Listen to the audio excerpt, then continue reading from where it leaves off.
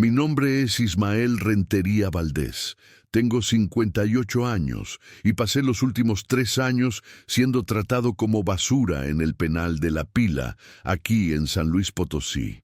Pero esta historia no es sobre cómo terminé ahí dentro, es sobre una mesera que lo arriesgó todo por un viejo trailero que ni siquiera conocía. Una mujer que me devolvió la dignidad cuando yo ya había perdido toda esperanza. Era un miércoles de esos que el sol castiga sin piedad aquí en el desierto potosino, de esos días donde el pavimento parece que va a derretirse y el aire pesa tanto que sientes que estás respirando lumbre. La fonda de Don Ramiro, ahí en el kilómetro 182 de la Federal 57, estaba repleta como siempre a la hora de la comida. La fila de tráileres en el estacionamiento se extendía hasta donde alcanzaba la vista. Era día de quincena en las maquiladoras de la región y la mayoría de los operadores aprovechaban para hacer su comida antes de seguir con la ruta. Órale, carnal, si estás escuchando esta historia mientras ruedas por alguna carretera solitaria de México, déjame un comentario con tu nombre y desde dónde me estás escuchando. Me late saber que mi historia llega a otros traileros que andan por ahí chambeando duro. Ándale, no seas gacho. Comparte desde qué ruta vienes. Yo acababa de salir de una audiencia en el juzgado. Otra más que no sirvió para ni madres como todas las anteriores. Los custodios me habían dejado en una parada de camiones con 50 pesos en la bolsa y la ropa que traía puesta. Era ropa, pero se notaba a leguas que era de esas que te dan cuando sales del tambo temporalmente. Sabía que al día siguiente me llevarían de regreso al infierno, pero antes de eso necesitaba dejar mi verdad con alguien, con quien fuera. La fonda era un lugar que conocía de nombre. Todo trailero que ha rodado por la Federal 57 conoce la fonda de Don Ramiro. Nunca había entrado antes, pero algo me jaló hacia allá ese día. Tal vez fue el destino, tal vez fue Diosito que me guió. No sé, solo sé que entré arrastrando los pies, sintiendo el peso de 3 años de injusticia sobre mis hombros. Escogí una mesa en el rincón más alejado, lejos de las ventanas, medio escondido. Una de esas mesas que nadie quiere porque está lejos del ventilador y el calor pega más duro. Pero yo no quería que me vieran, no quería plática, solo necesitaba un momento para juntar valor para lo que iba a hacer. Saqué del bolsillo de mi pantalón un papel doblado que había escrito la noche anterior en mi celda. Era mi última carta, mi testamento, mi verdad. Lo había escrito y reescrito 1000 veces en mi cabeza durante esos 3 años, pero apenas la noche anterior había logrado ponerlo en papel. Las manos me temblaban mientras lo miraba. Era como si ese pedazo de papel pesara toneladas. Fue entonces cuando la vi por primera vez. Elena Morales decía su gafete. Una muchacha de unos 34 años, morena, de esas que se nota que han chambeado duro toda la vida. Tenía el pelo recogido en una cola de caballo, el mandil medio manchado de salsa y ese cansancio en los ojos que solo tiene la gente que trabaja doble turno sin descansar. Pero había algo más en su mirada, una bondad, una calidez que me recordó inmediatamente a mi Sofía cuando era más joven. «Buenas tardes, señor. ¿Qué le sirvo?», me preguntó. Su voz era amable, pero apurada. Se notaba que andaba sola atendiendo todo el changarro. Levanté los ojos despacio, como si estuviera despertando de un sueño muy profundo. «Solo un café negro y un vaso de agua por un favor». Ella me miró extrañada. Vi cómo sus ojos recorrieron mi cara, mi ropa. Casi nadie llega a una fonda de carretera nomás por un café, menos a la hora de la comida. Y por mi facha se notaba que no había probado bocado en días. Estaba flaco, ojeroso, con esa palidez que te da el encierro. «¿Seguro que no quiere comer algo? Hoy hay barbacoa de borrego que está de rechupete», ofreció. Y noté que lo hacía pensando que tal vez era cuestión de dinero. «Si quiere le puedo hacer un precio especial». Negué con la cabeza despacio. Gracias, mija, solo el café. Había algo en mi voz, una tristeza disfrazada de calma que la hizo detenerse un momento. Ya saben, cuando presientes que alguien está cargando un secreto muy pesado, ese tipo de sensación. Pero ella no dijo nada más, solo asintió y fue por mi café. Me quedé ahí sentado mientras el restaurante bullía de actividad a mi alrededor. Traileros contando chistes subidos de tono, otros quejándose de los fletes bajos, algunos hablando por teléfono con sus familias. Era un mundo que yo conocía bien, del que había sido parte por más de 40 años, pero del que ahora me sentía completamente ajeno. Elena volvió con el café más cargado que tenían y un vaso grande de agua con hielos. Cuando los puso en mi mesa, noté sus manos. Tenían callos antiguos de esos que te salen cuando has pasado la vida trabajando duro. Manos de mujer chambeadora de verdad, no de esas nuevas que apenas saben lo que es sudar la gota gorda. ¿Necesita algo más?, preguntó, todavía con esa mirada curiosa, tratando de descifrarme. No, mija, así está bien. Y entonces me quedé ahí, bebiendo ese café de a poquitos, como si cada sorbo fuera el último que fuera a probar en mi vida. De vez en cuando miraba por la ventana, como buscando a alguien o algo que sabía que no iba a llegar. Sacaba el papel doblado del bolsillo, lo miraba, lo guardaba de nuevo. Hice eso como 3 veces, luchando con la decisión que había tomado. El restaurante se fue vaciando poco a poco. Los tráileres pagaban su cuenta y volvían a sus máquinas. Pronto solo quedábamos yo y un par de operadores de una transportadora local que siempre paraban ahí. Había pasado casi 1 hora cuando finalmente me levanté. Las piernas me temblaban un poco, no sé si por los nervios o por el cansancio acumulado. Caminé hacia el mostrador donde Elena estaba contando las propinas del día. ¿Cuánto le debo?, pregunté sacando el billete arrugado de 50 pesos. 15 pesos, respondió ella. Le di el billete. «Quédese con el cambio». Fue cuando me paré que ella lo notó. En mi tobillo derecho, cerca del hueso, había una marca roja de esas que dejan los grilletes cuando te los aprietan de más durante mucho tiempo.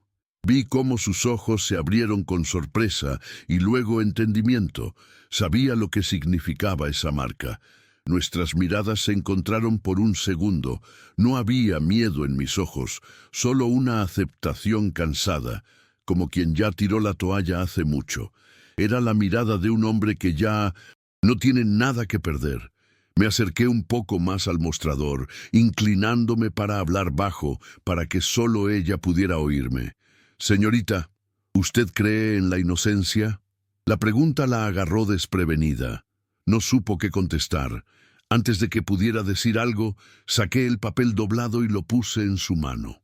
Sentí como sus dedos temblaban ligeramente al tocarlo. «Si tiene el valor, ábralo esta noche. Puede salvar una vida».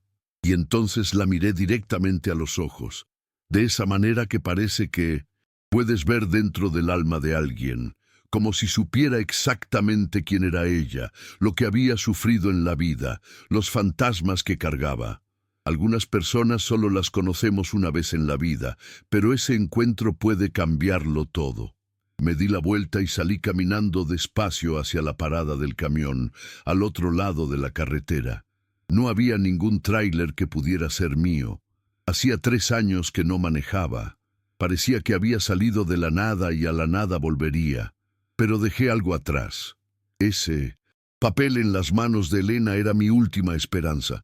Mi mensaje en una botella lanzado al mar. No sabía si ella lo leería, si le importaría, si haría algo al respecto. Solo sabía que algo en sus ojos me decía que era la persona correcta. Lo que pasó después lo supe por ella misma, por Elena. Me lo contó todo cuando finalmente me sacaron del penal.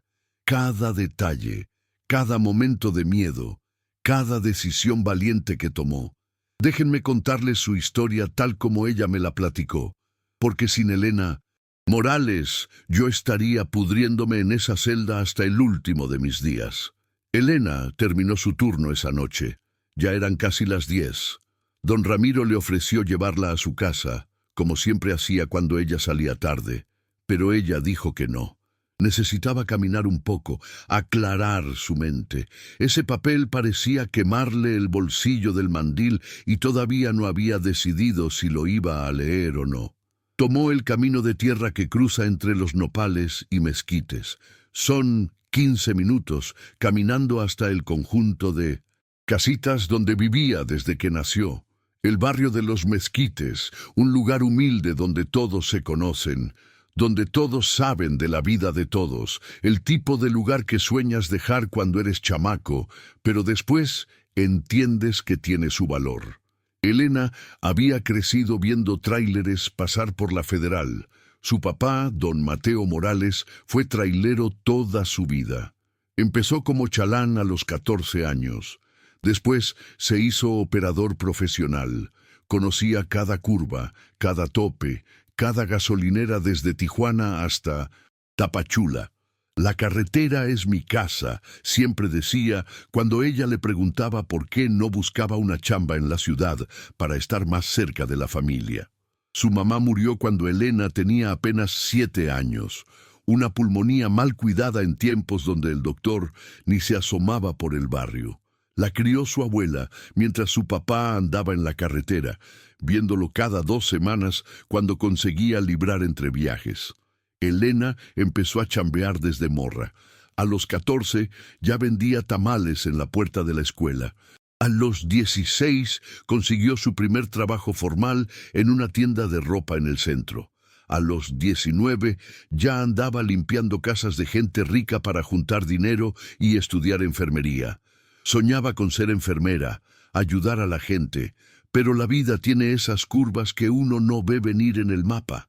Don Mateo murió cuando ella tenía 24 años, volcadura en la Cumbres de Maltrata, un tramo peligroso que todo trailero respeta. Dijeron que fue falla de frenos, pero Elena nunca se tragó ese cuento. Su jefe era más cuidadoso con el mantenimiento que un relojero suizo. El tráiler era viejo, pero lo trataba como a un hijo. Revisaba todo antes de cada viaje, llevaba una bitácora de cada servicio. Nunca olvidará el día que tocaron a su puerta. Era Chuy el llantero, amigo de infancia de su papá, con la cachucha en la mano y los ojos rojos. No necesitó decir nada. Ella ya sabía. El seguro no cubrió casi nada. La empresa le echó la culpa a don Mateo. Dijeron que no había respetado sus tiempos de descanso, que había forzado la máquina en las bajadas de la sierra. Puras mentiras. Elena sabía que lo andaban arreando para que entregara antes del plazo, pero ¿cómo probarlo? Era la palabra de una familia jodida contra una empresa grande con abogados caros. Con lo poco que quedó del seguro, pagó las deudas y el entierro. El sueño de ser enfermera quedó enterrado junto con su papá. Necesitaba lana rápido, una chamba que no pidiera estudios.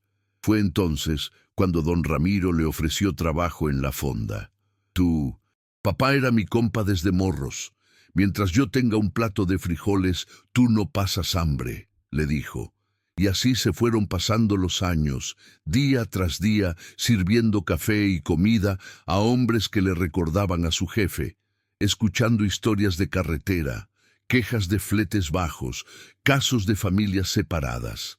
Se volvió algo así como la psicóloga del lugar, esa persona a la que todos le cuentan sus broncas, pero nadie le pregunta cómo está ella. Ya había visto de todo en esa fonda.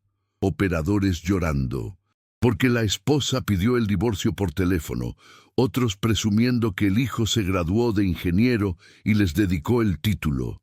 Había visto pleitos con cuchillo, había visto pedidas de matrimonio, había visto a un hombre tener un infarto en medio del comedor, había visto gente buena y gente culera, había visto honestidad y había visto mucha tranza también.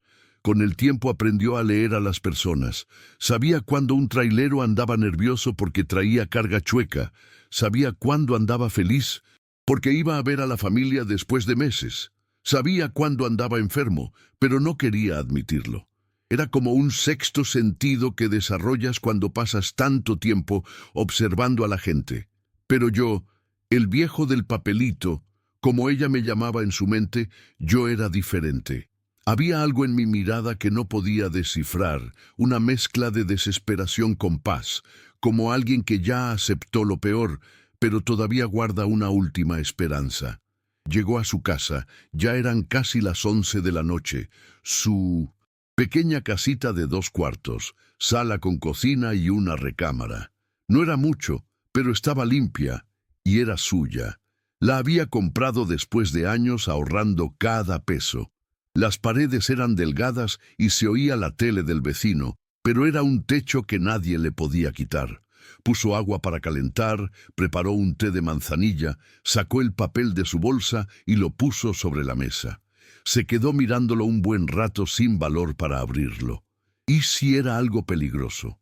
¿Y si yo era un malandro queriendo involucrarla en algún pedo? Ya había visto a mucha gente buena joderse por ayudar a quien no debían. Se acordó de su papá. ¿Qué haría él? Probablemente diría: Elena, hay que seguir el corazón, pero sin apagar el cerebro.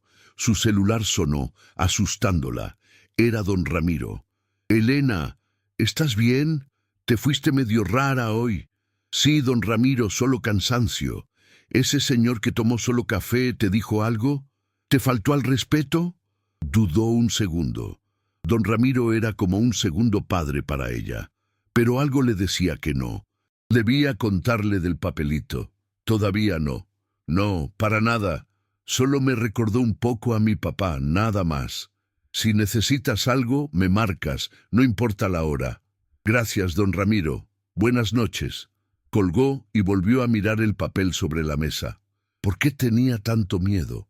Tal vez porque en el fondo sabía que algunas decisiones lo cambian todo, y algo le decía que leer ese papelito sería una de esas decisiones. Tomó un trago del té, pensó en su vida, 10 años sirviendo mesas, viendo la vida pasar, escuchando historias de otros, sin crear su propia historia. 34 años a cuestas. ¿Y qué tenía para presumir? Una casita propia y una colección de propinas guardadas en un bote de café. Tal vez era hora de arriesgarse, de hacer algo diferente, de creer que todavía pueden pasar cosas en su vida. Agarró el papel, respiró profundo y lo abrió. La letra era firme, de alguien que no tuvo mucha escuela formal, pero que le echaba ganas cuando escribía, como la letra de su papá en las pocas cartas que le mandaba cuando era chamaca. Señorita de la Fonda, empezaba el papelito, y su corazón se aceleró como si estuviera subiendo una cuesta empinada.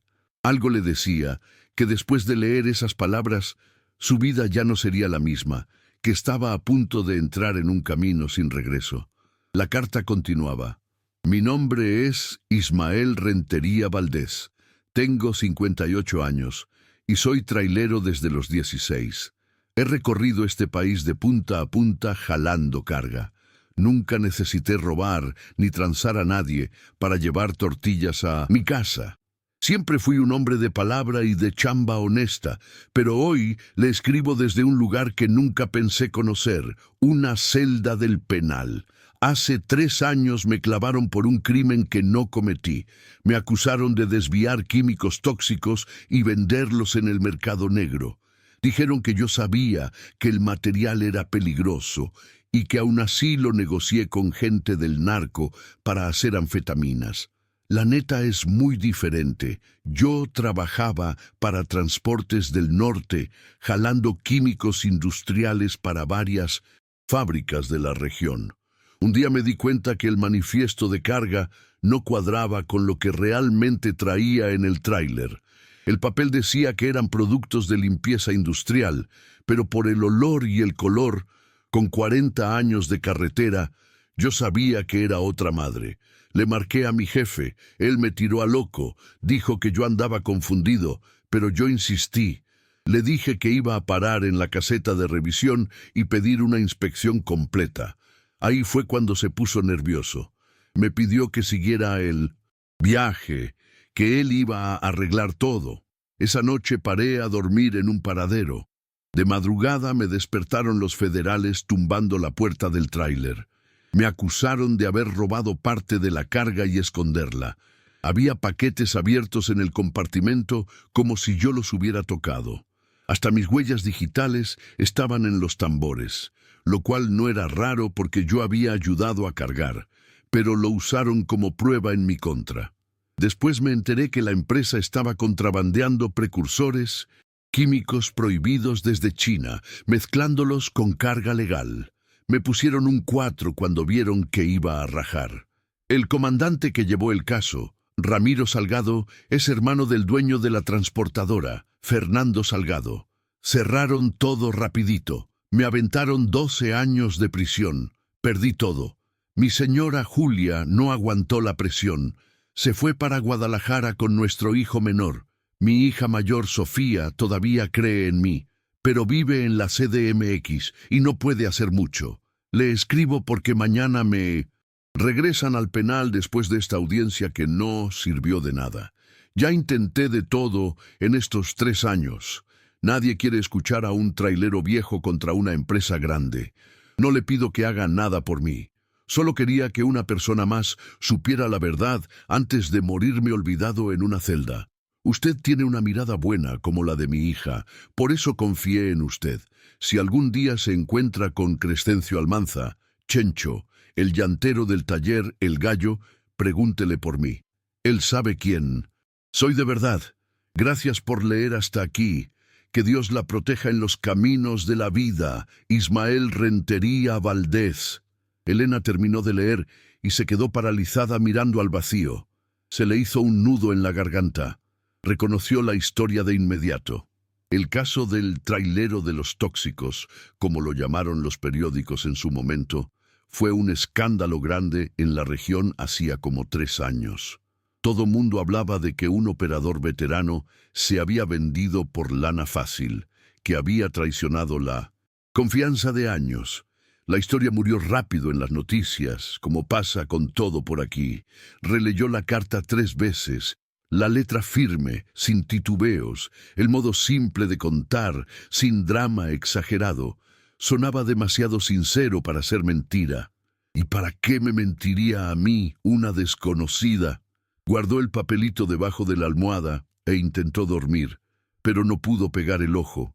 Mi imagen, la mirada cansada, la marca del grillete en el tobillo, todo le daba vueltas en la cabeza. Se acordó de su papá, de la injusticia que le hicieron también, culpándolo de un accidente que seguramente fue negligencia de la empresa. Nadie quiso escuchar su versión en ese entonces. Eran solo una familia pobre contra gente poderosa. A las 3 de la mañana, sin haber dormido nada, se levantó y fue a la cocina. Agarró su celular viejo y buscó en Google Ismael Rentería, trailero detenido. Aparecieron varias notas viejas. Mi foto siendo llevado por los polis con la cabeza agachada, el encabezado amarillista, trailero, veterano detenido traficando veneno para fabricación clandestina. En ninguna nota salía mi versión de los hechos. Era siempre la versión oficial. Operador experimentado se corrompió por dinero fácil. Había un detalle que cuadraba con lo que yo escribí. El comandante que dirigió el operativo era efectivamente Ramiro Salgado. Buscó más sobre él y descubrió que su hermano, Fernando Salgado, era socio mayoritario de Transportes del Norte. Una coincidencia muy conveniente. ¿Te está gustando esta? Deja un like y suscríbete al canal. Ahora continuamos con el video. Cuando Elena decidió investigar más, no tenía idea en lo que se estaba metiendo. ¿Ustedes creen que una simple mesera debería arriesgarse tanto por un desconocido? Yo, la verdad, le hubiera dicho que no se metiera en pedos, pero ella tenía otros planes.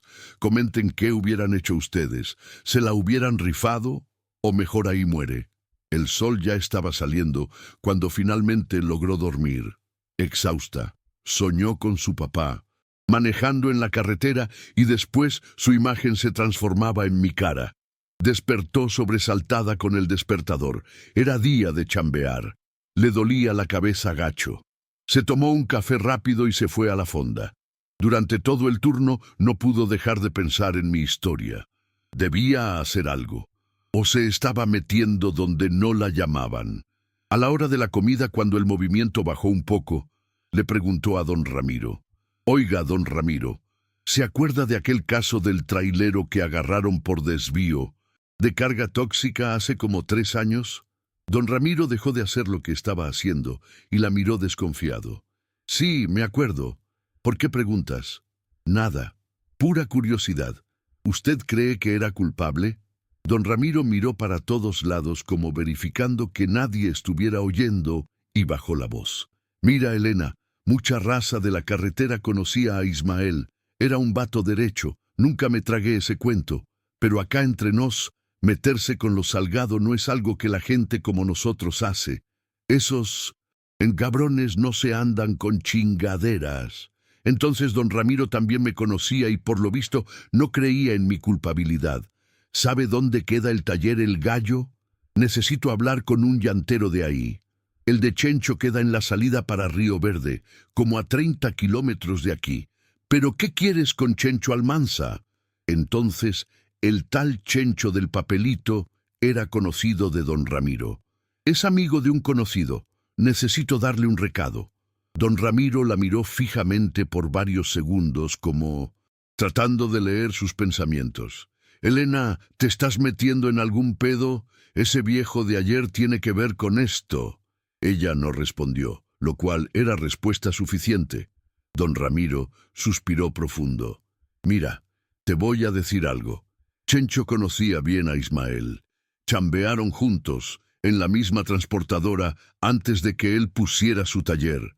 Si hay alguien que sabe la neta sobre esa historia, es él. Pero ten cuidado, mija. Los Salgados son gente pesada. Al terminar su turno, Elena agarró su moto, vieja, y se fue rumbo al taller El Gallo.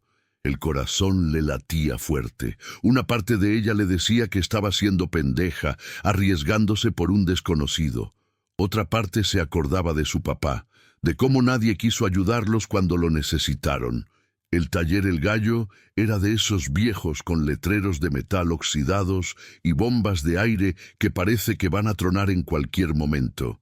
El tipo de lugar que ya tuvo mejores días, pero que sigue jalando porque es el único en kilómetros. Estacionó su moto. Al lado del taller, un galpón simple con llantas apiladas en la entrada y un letrero chueco que decía «Chencho Llantero, parches al momento».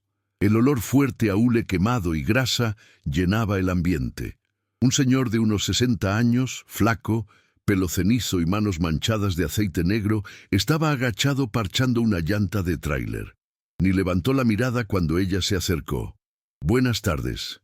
¿Es usted don Chencho Almanza?» Él siguió trabajando, pero contestó. «Depende. Si es cobranza, no soy».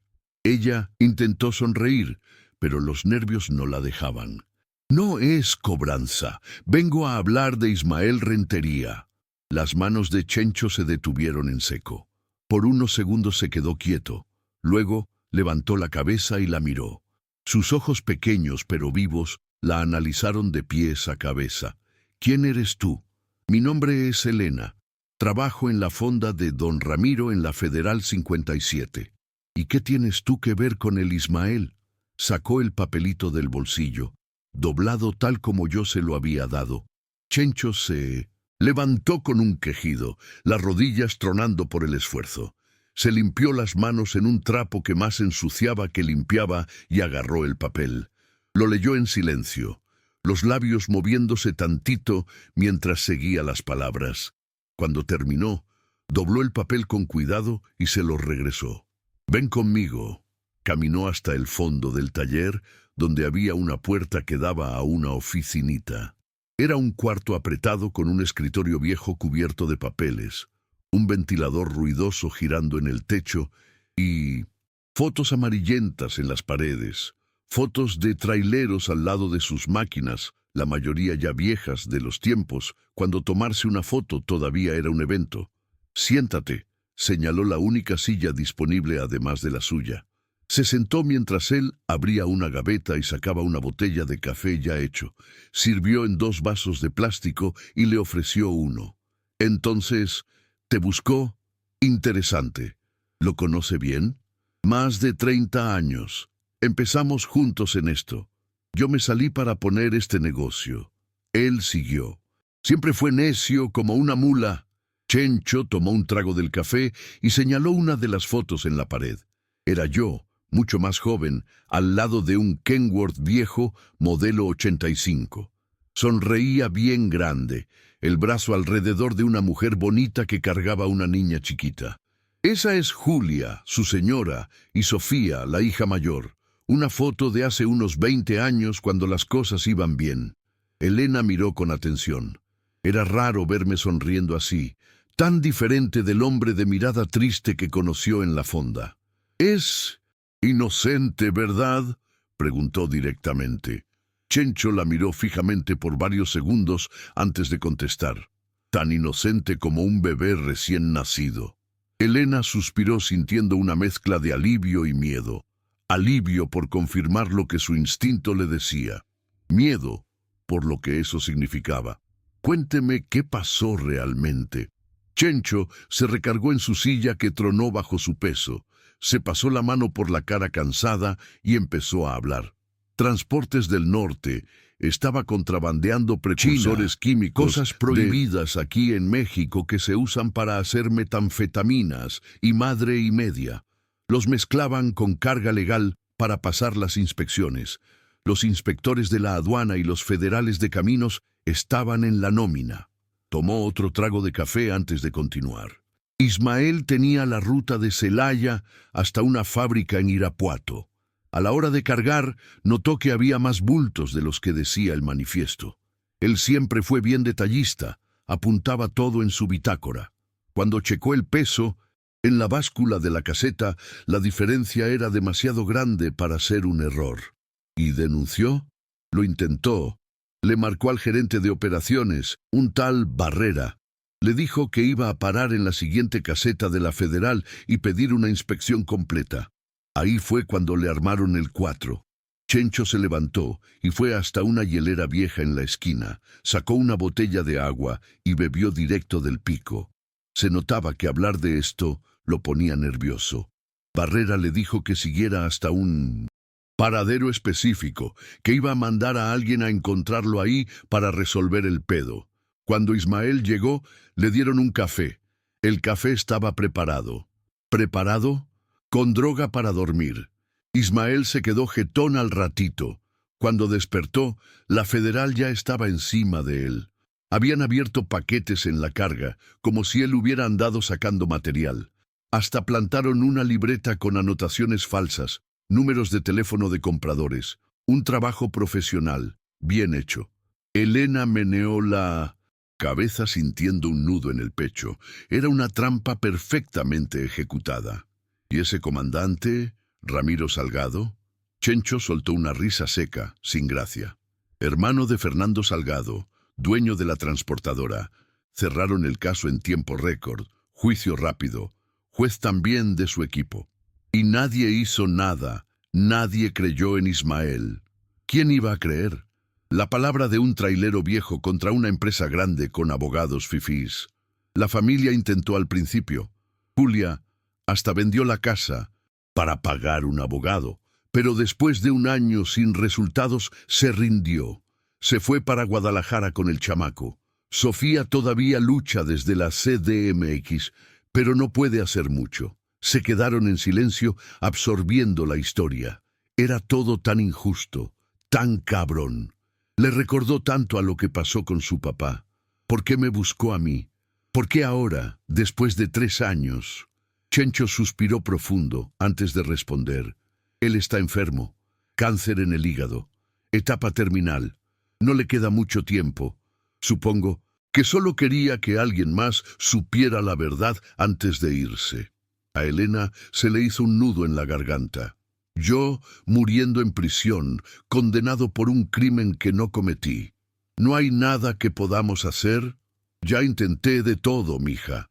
Fui con la prensa, busqué otros abogados. Nadie quiere meterse con los Salgado. ¿Nadie que pueda ayudar? ¿Alguien que no les tenga miedo? Chencho se rascó la barbilla pensativo.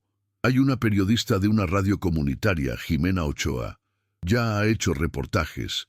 denunciando a los Salgado antes, pero la última vez que se metió con ellos, le quebraron el carro. Le dejaron un mensaje diciéndole que la próxima sería su cara. ¿Dónde la encuentro? Chencho la miró con una mezcla de sorpresa y admiración. ¿De verdad te quieres meter en esto, muchacha? Es peligroso. Esta gente no se anda con juegos. Elena pensó en su papá, en la injusticia que sufrió, en cómo se sintió impotente en ese momento sin poder hacer nada. Hay momentos en que uno tiene que hacer lo correcto aunque le dé miedo. Chencho sonrió por primera vez desde que empezaron a platicar. Me recuerdas a Ismael, igual de necia. Sacó un pedazo de papel y apuntó un número de teléfono. Este es el celular de Jimena. Dile que te mando yo. Por lo menos te va a escuchar. Elena guardó el papel en el bolsillo. El corazón le latía fuerte, una mezcla de miedo y determinación. ¿Qué va a pasar con él ahora? ¿A dónde lo llevaron? De regreso al penal estatal. Queda como a 40 kilómetros de 1910. Aquí, saliendo para la capital. Se levantó, sintiéndose extrañamente decidida. Gracias por todo, don Chencho. Él también se levantó y la agarró del brazo suavemente. Ten cuidado, chamaca, y si necesitas ayuda, aquí me encuentras. Salió del taller con la cabeza dándole vueltas. El sol ya se estaba metiendo, pintando el cielo de naranja y rojo. Se subió a su moto y arrancó. Mientras regresaba a su casa, sentía como si algo hubiera despertado dentro de ella, algo que había estado dormido mucho tiempo, una valentía que ni sabía que tenía. Iba a ayudarme. No sabía cómo todavía, pero iba a encontrar la manera. Porque a veces la vida te pone en el camino correcto, aunque no lo estés buscando. Llegó a su casa ya de noche. La cabeza le pulsaba, 1000 pensamientos dándole vueltas. Aventó la bolsa en el sillón y se fue directo a bañarse. Dejó que el agua fría le cayera encima tratando de ordenar las ideas. ¿Qué estaba haciendo? Apenas me conocía. ¿Por qué arriesgarse tanto por mí? Pero algo dentro de ella no la dejaba olvidar esta historia. Tal vez era por su papá. Tal vez porque nunca había hecho nada realmente importante en su vida. Tal vez simplemente porque era lo correcto. Salió del baño, se puso ropa cómoda y se sentó en la orilla de la cama. Sacó el papel con el número de la periodista. Eran casi las 10 de la noche, muy tarde para marcar. No importaba. Si no lo hacía ahorita, tal vez perdería el valor. Marcó el número, timbró 3 veces, hasta que una voz de mujer contestó. ¿Bueno? ¿Jimena Ochoa? ¿Sí? ¿Quién habla? Mi nombre es Elena. Trabajo en la fonda de don Ramiro en la Federal 57. Chencho Almanza me dio su número. Silencio del otro lado de la línea. Casi podía sentir la desconfianza. ¿Qué quiere, Elena? Quiero hablar de Ismael Rentería. Más silencio. Después un suspiro. El trailero que agarraron por tráfico de químicos. Así es. Pero él es inocente. Fue una trampa. ¿Y cómo sabe usted eso? Le contó todo sobre el encuentro en la fonda. El papelito, la plática con Chencho. Jimena escuchó sin interrumpir. Cuando terminó, habló con voz cansada. Mire, Elena, no es la primera vez que escucho esto. Chencho ya vino a hablarme hace como 2 años. Intenté investigar, pero es una pared de silencio. Nadie quiere hablar. Todos le tienen miedo a los Salgado. ¿Y si consiguiéramos pruebas, algo concreto? ¿Qué tipo de pruebas? Buena pregunta. No había pensado en eso. No sé. Alguien que trabajara en la transportadora hace tiempo. Alguien que viera cómo adulteraban la carga. Ya lo intenté, los empleados o son cómplices o están cagados de miedo. Uno hasta empezó a hablarme, pero se rajó. Dijo que le habían llegado amenazas. Elena sintió que el entusiasmo se le bajaba. Era más difícil de lo que pensaba. ¿No hay nada que podamos hacer? Jimena se quedó callada unos segundos. Hay un ex empleado de la transportadora, Hermenegildo Zúñiga. Le dicen Gildo. Era supervisor de carga, trabajaba directo con Ismael. Lo corrieron justo después del caso. Dicen que ahora se la pasa pedo. Lo puede encontrar en una cantina que se llama El Río, cerca de la estación vieja del tren. ¿Cree que hablaría? Tal vez si está lo suficientemente borracho para no tener miedo, pero lo suficientemente sobrio para hacer sentido. Es una apuesta. ¿Dónde queda esa cantina? Por el rumbo de la estación abandonada. Pero vaya de día, de noche, ese lugar es peligroso para una mujer sola. Apuntó la dirección. El corazón le latía acelerado. Era una pista, por lo menos. Gracias, Jimena, de verdad. No me agradezca todavía. Y mire, Elena, ¿está segura que quiere meterse en esto? Los Salgado no son gente buena. Cuando hice un reportaje sobre sus tranzas fiscales, me quebraron el carro y me dejaron un recadito diciendo que la próxima sería mi cara. Tragó saliva. El miedo le subió por la espalda, pero intentó que no se notara en su voz. Estoy segura, no puedo dejar esta injusticia así. ¿Es usted valiente o está en bien loca? Márqueme después de hablar con Gildo. Si tiene algo concreto, tal vez pueda ayudar. Colgó y se quedó mirando el techo sin poder dormir a pesar del cansancio extremo. Tenía esa sensación rara, como cuando sabes que algo está por pasar. Como a las 3 de la mañana escuchó un ruido de carro estacionándose afuera. Se asomó por la ventana y vio un carro negro parado al otro lado de la calle. Había un hombre adentro, solo. No alcanzaba a verle la cara, pero tuvo la sensación de que la estaba vigilando. El miedo le recorrió la espina. ¿Ya sabían que andaba investigando o solo estaba paranoica? El carro arrancó y se fue después de unos minutos, pero el miedo se quedó. Al día siguiente se levantó temprano y se fue a chambear como siempre, pero la cabeza la tenía en otro lado. Se equivocó en los pedidos. Tiró una charola. Casi se quema la mano en el comal. Don Ramiro se dio cuenta que algo andaba mal. ¿Qué traes, Elena? Parece que andas en la luna. No dormí bien, nada más. Él la miró desconfiado. Tiene que ver con el viejo de antier. ¿Qué querías con Chencho? Dudó. Don Ramiro era como un papá para ella. Siempre la había protegido, siempre la había cuidado, pero justo por eso sabía que la querría detener. No es nada, don Ramiro, puro asunto personal. Él meneó la cabeza, no muy convencido. Elena, te conozco desde chamaca. Sé cuándo andas escondiendo algo. ¿Qué estás tramando? Suspiró. Tal vez era mejor contarle. Tal vez hasta podría ayudar. Se acuerda de Ismael. Rentería, el trailero que encerraron hace 3 años. ¿Qué con él? Vino aquí antier, me dio un recado. Dice que es inocente, que le armaron todo. Don Ramiro palideció, miró para todos lados nervioso y la jaló del brazo hasta la bodega donde nadie podría oírlos. ¿Estás loca metiéndote en esa historia? Los Salgados son peligrosos, no se andan con chingaderas. Pero don Ramiro, Ismael es inocente, está muriendo de cáncer en la cárcel por un crimen que no cometió. ¿Y qué crees que puedes hacer tú? ¿Una mesera? ¿Vas a enfrentar al comandante, a empresarios con palancas? Elena, ubícate. La gente como nosotros no gana estas batallas. Eso le dolió, porque en el fondo sabía que tenía razón. ¿Quién era ella para cambiar las cosas? Una don nadie. Tu papá querría que te cuidaras. Don Ramiro continuó más suave. Mateo era mi compa. Él querría verte bien, segura, no metida en pedos con gente poderosa. Su papá, siempre su papá. Su recuerdo siempre volvía en los momentos decisivos. Ismael tiene una hija, don Ramiro. Tiene familia como mi papá tenía.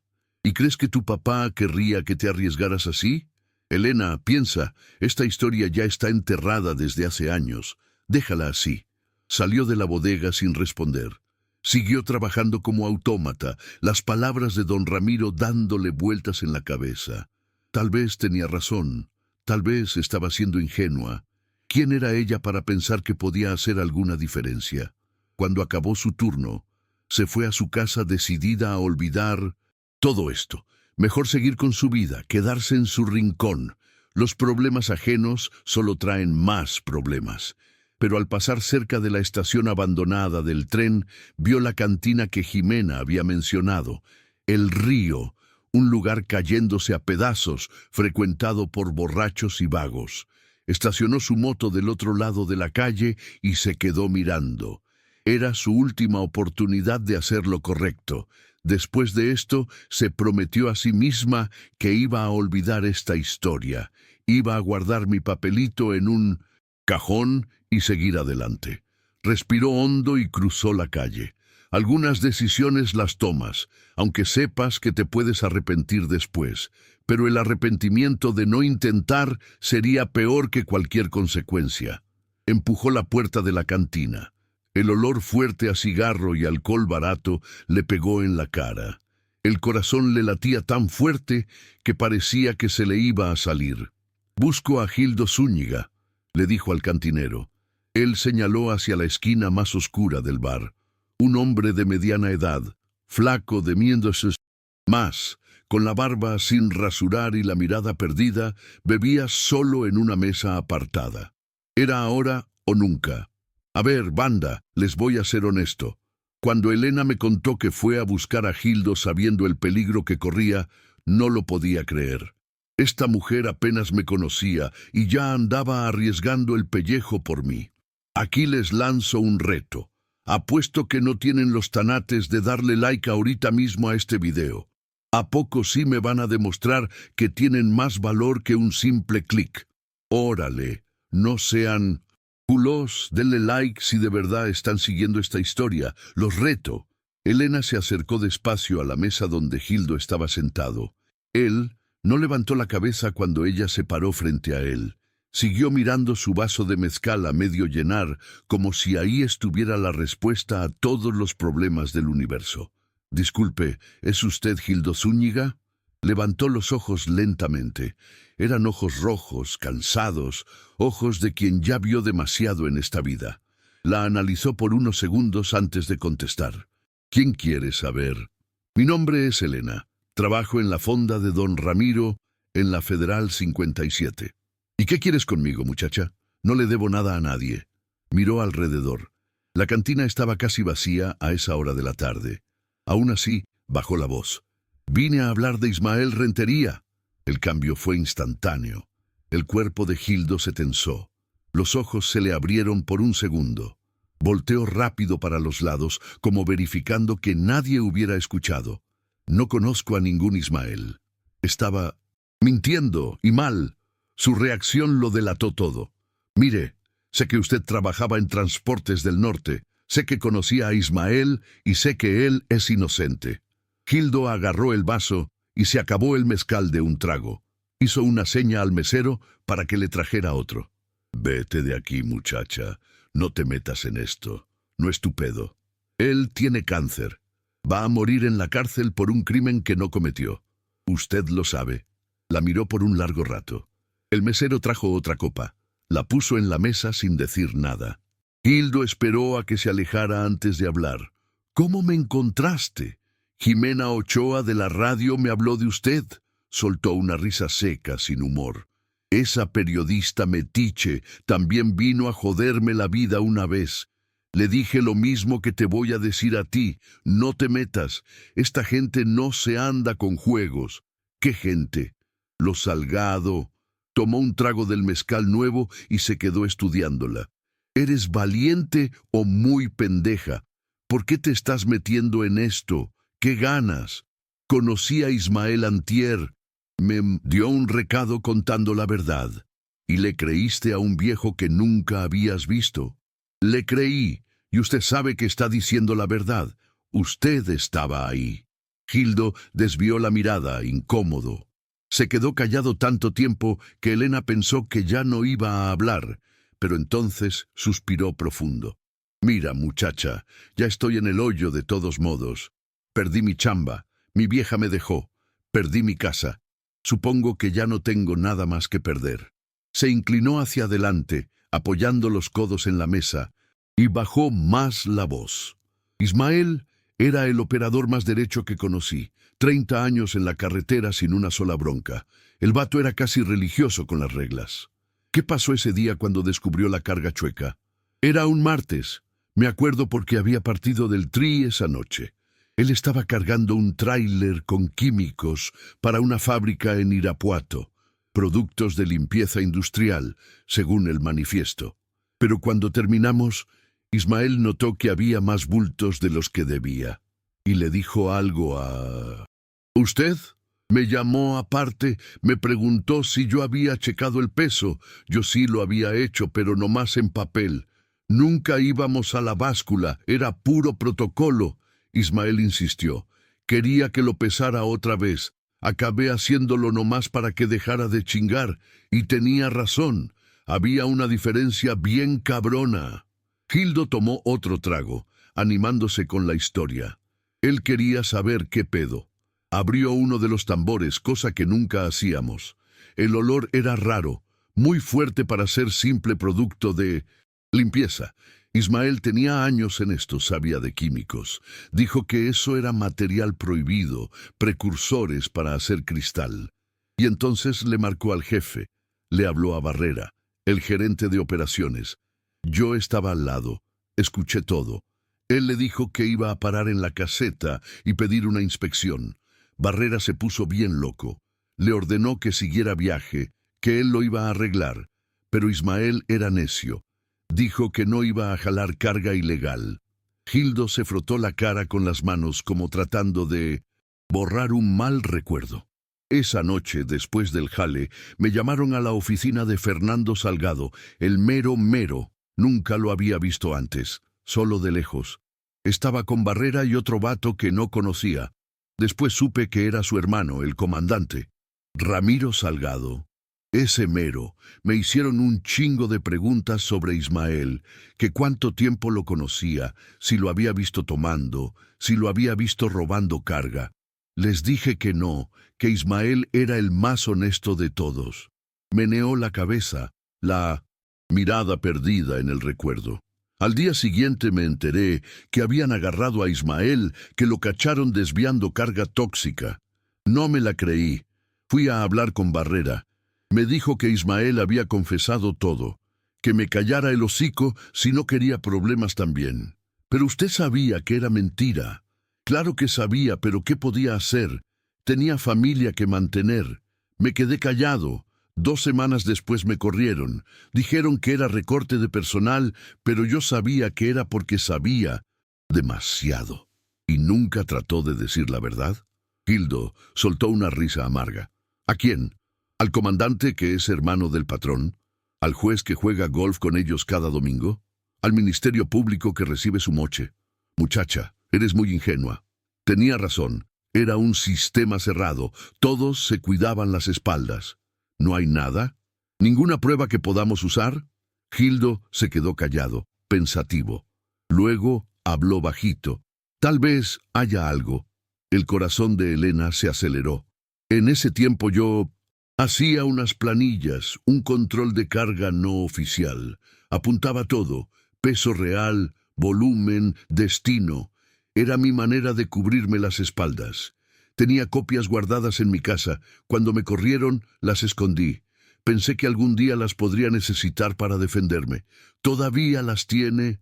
Creo que sí. Deben estar en una carpeta vieja guardada en el closet. Si mi vieja no las tiró cuando me corrió de la casa, ¿me las podría conseguir? La miró por largo rato, como midiendo si valía la pena. Arriesgarse. ¿Por qué haces esto, muchacha? ¿Por qué te importa tanto un viejo que ni conoces? Era una buena pregunta, una que ella misma se había hecho varias veces en los últimos días. Mi papá era trailero. Murió en un accidente que la empresa dijo que fue su culpa. Nunca lo creí, pero en ese tiempo nadie quiso ayudarnos. Nadie quiso escuchar nuestro lado. Gildo asintió despacio, como entendiendo. A veces la vida te da chance de arreglar las cosas, aunque sea para otra persona. Tomó el último trago del mezcal y golpeó el vaso contra la mesa con decisión. Voy a buscar esas planillas, pero no te prometo nada. ¿Y si descubren que me ayudó? Nadie va a saber, lo prometo. Intercambiaron números de teléfono. Él prometió llamar en cuanto encontrara los documentos. Cuando Elena se levantó para irse, él la agarró del brazo suavemente. Ten cuidado, chamaca. Esta gente no se anda con juegos. Ya vi lo que les hacen a los que se atraviesan en su camino. Voy a tener cuidado. Salió de la cantina con el corazón a mil. Tenía una pista concreta. Ahora, si conseguía las planillas de Gildo, tal vez tendría como probar que la empresa estaba contrabandeando el material prohibido. Tal vez podría ayudarme. Se subió a su moto, pero antes de arrancar notó un carro negro estacionado del otro lado de la calle.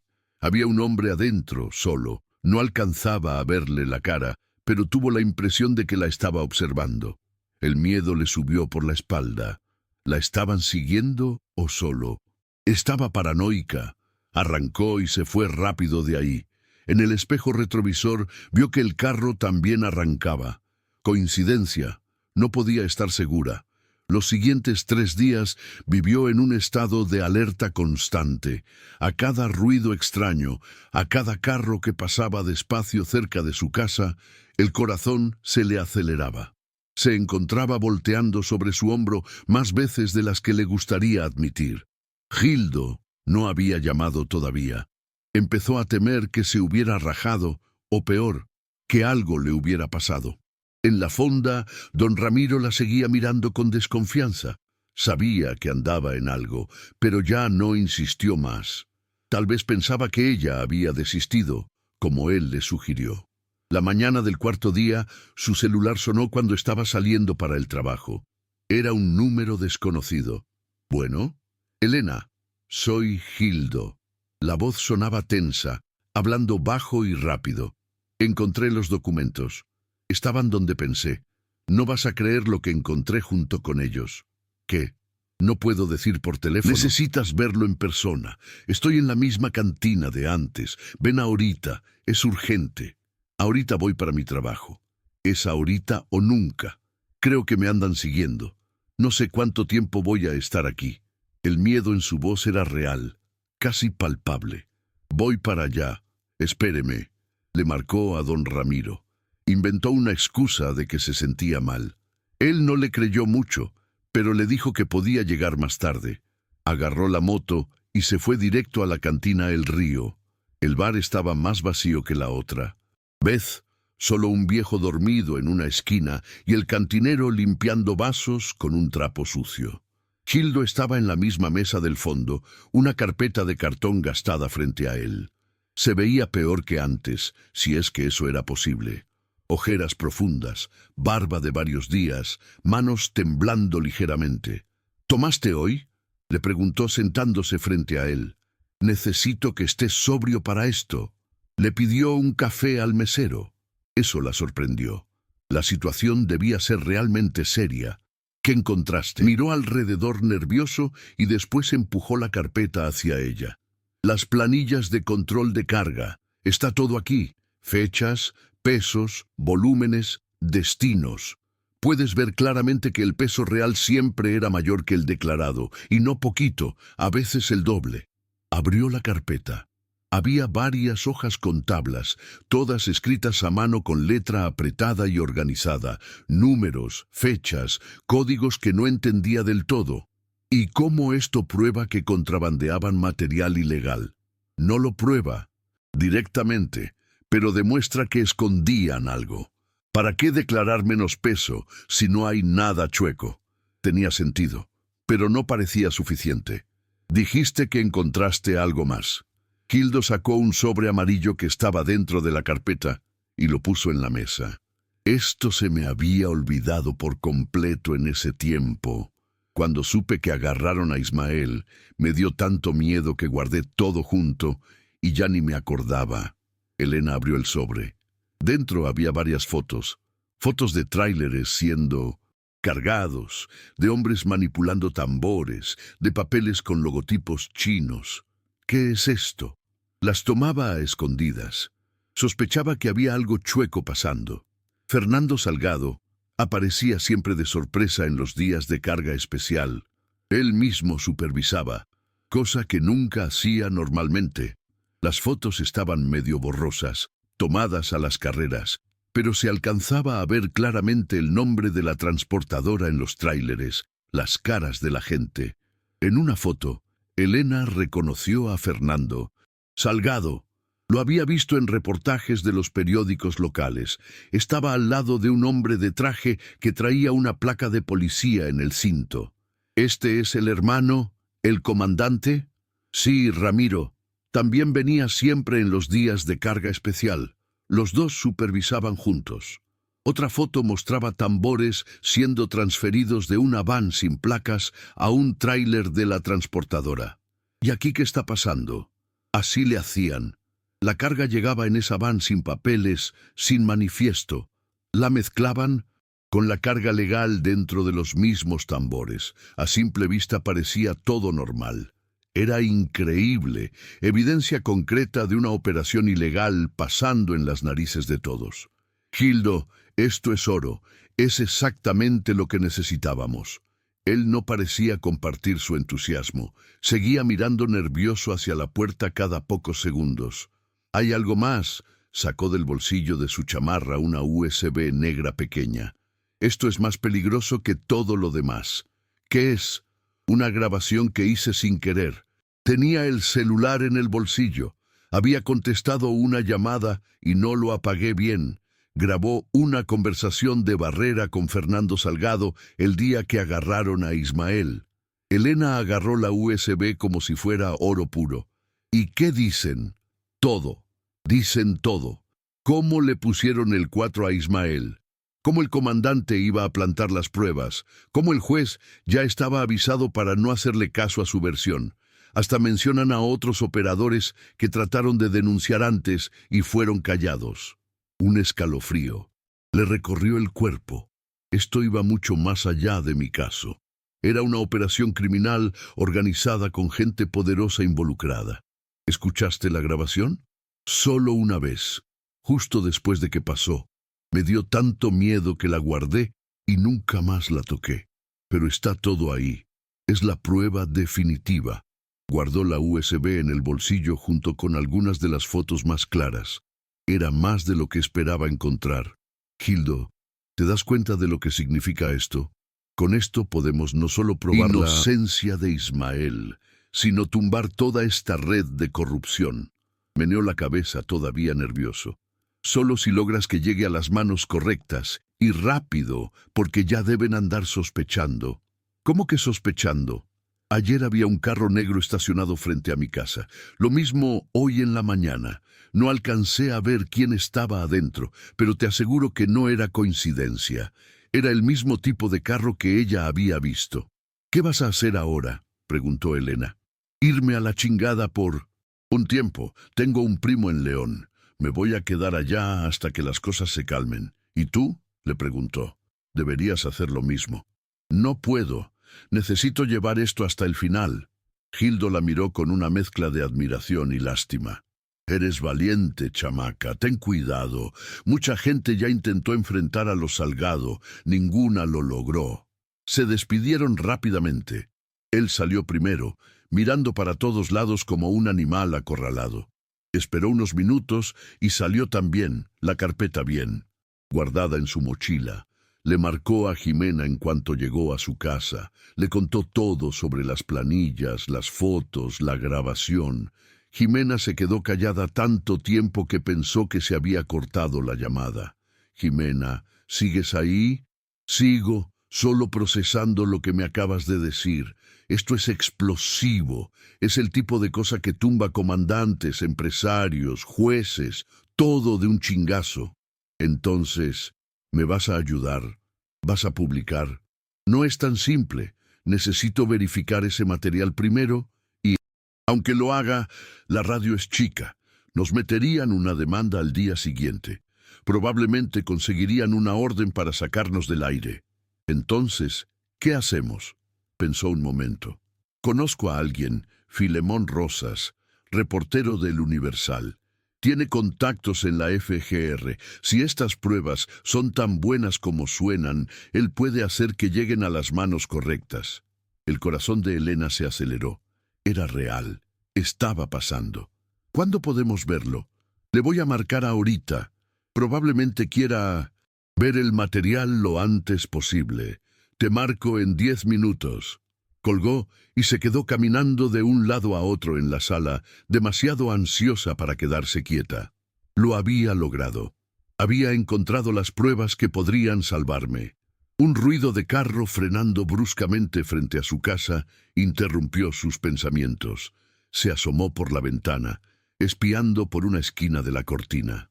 Era un carro negro igual al que Gildo había descrito. 2 hombres bajaron. Uno de ellos nunca lo había visto. El otro era Barrera, el gerente de la transportadora. Venían directo hacia su puerta. El miedo le heló la sangre. La habían encontrado, sabían lo que estaba haciendo. No había tiempo para pensar. Agarró la mochila con los documentos, el celular y corrió hacia la puerta de atrás. Su casa era chica, pero tenía salida por atrás que daba a un callejón angosto. Muchas veces dejaba la moto ahí cuando llegaba tarde en la noche. Escuchó golpes fuertes en la puerta del frente, voces masculinas gritando su nombre. «¡Elena, abre esta puerta! ¡Somos la policía!». Mentira, ese no era el procedimiento de la policía, y había visto claramente que uno era Barrera. Salió por la puerta de atrás justo cuando escuchó un estruendo en el frente. Estaban tumbando la puerta. Corrió por el callejón hasta salir a la calle paralela. No volteó para atrás, pero podía escuchar gritos distantes. Habían entrado a la casa y descubierto que se había pelado. Siguió corriendo hasta llegar a una avenida transitada, jadeando, con el corazón a punto de salírsele, y paró un taxi. «¿A dónde, señorita?», preguntó el taxista mirándola raro. Seguro tenía cara de espantada. Pensó rápido. No podía ir a casa de don Ramiro ni de Jimena. Serían los primeros lugares donde la buscarían. A la central de autobuses. Era el único lugar que se le ocurrió. Mucha gente yendo y viniendo todo el tiempo. Fácil perderse entre la multitud. Durante el camino marcó a Jimena. «Me encontraron», dijo en cuanto contestó. «Estaban en mi casa. Salí corriendo». «Dios santo, Elena, ¿estás bien? ¿Dónde estás?» «Voy a la central de autobuses. No sabía a dónde más ir. Quédate ahí, no te muevas. Voy a llamar a Filemón, el reportero del Universal. Está en la ciudad. Vino a hacer un reportaje sobre las maquiladoras. Le voy a pedir que te encuentre allá». «¿Cómo lo voy a reconocer?» «Es alto, pelón, usa lentes de pasta gruesa, va a traer una camisa de cuadros azul. Le dije que buscara a una muchacha joven con cara de susto». «Eso no va a ser difícil. Seguro tengo cara de haber visto al diablo. Ok, voy a estar en el área de comida rápida. Ten cuidado, Elena». Llegó a la central como 20 minutos después. Pagó el taxi y entró tratando de verse normal. Estaba tan nerviosa que creía que todos podían notarlo. El área de comida estaba llena, gracias a Dios. Era hora de comer.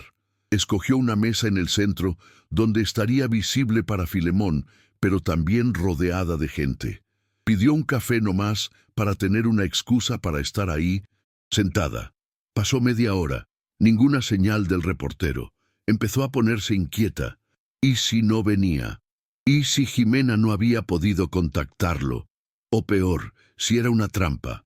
Fue cuando notó a un hombre alto, pelón, con lentes entrando al área de comida. Traía puesta una camisa de cuadros azul, exactamente como Jimena había dicho. Miraba alrededor buscando a alguien. Levantó la mano discretamente. Sus ojos se encontraron y él caminó hacia ella. «¿Elena?», preguntó sentándose frente a ella. «Sí. ¿Usted es Filemón?». «Así es. Jimena me explicó por encima lo que está pasando. Tiene las pruebas». Dudó. Todavía no sabía si podía confiar en él. «¿Cómo sé que es quien dice ser?». Sonrió comprensivo. Sacó su cartera y le mostró su credencial del periódico. Parecía legítima. «Jimena dice que tiene documentos y fotos que prueban un esquema de contrabando y una trampa contra un trailero inocente». «Es cierto», asintió todavía cautelosa. «Y dice que la andan siguiendo, que fueron a su casa». «En serio, Elena, necesita protección. ¿Qué sugiere?». «Primero quiero ver las pruebas. Si son tan graves como parecen, tengo contactos que pueden ayudar. un agente del Ministerio Público Federal que no le tiene miedo a meterse con los poderosos. Miró alrededor una vez más, verificando que no hubiera nadie sospechoso cerca. Entonces abrió la mochila y le mostró la carpeta con las planillas, las fotos, la USB.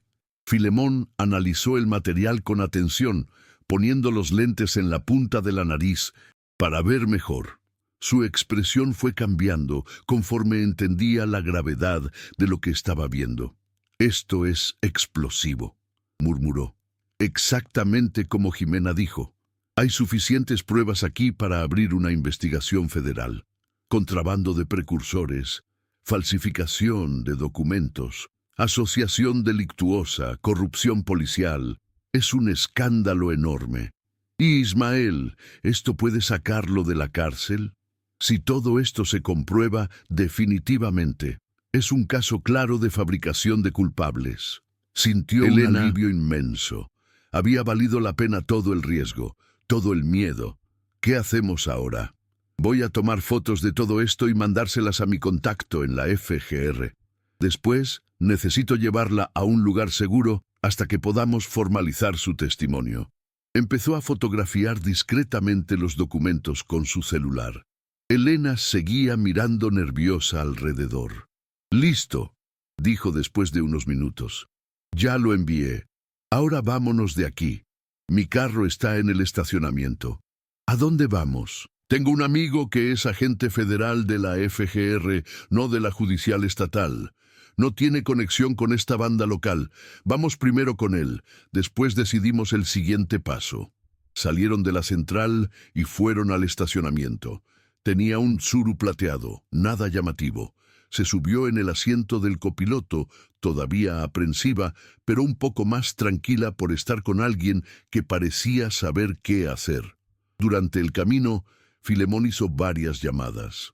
Hablaba en claves que no entendía bien, pero se notaba que estaba moviendo a gente importante. «Van a actuar rápido», explicó después de colgar. «Estamos hablando de gente poderosa con influencias. Si no los agarran de sorpresa, pueden destruir pruebas, fugarse o peor». «¿Peor? ¿Cómo qué?», preguntó. La miró serio. «Gente como los Salgado no llegó a donde está siendo buenas personas, Elena.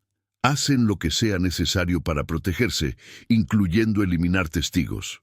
Un escalofrío le recorrió la espalda. «¿Cree que le harían algo a Gildo?» «No, lo dudo ni tantito. Por eso necesitamos actuar rápido. Aquí les va la pregunta más cabrona, carnales. Cuando Elena decidió seguir adelante, sabiendo que los Salgado la podrían matar, ¿creen que hizo bien o fue una pendejada? Yo en su lugar le hubiera dicho que se rajara, que su vida valía más que la mía.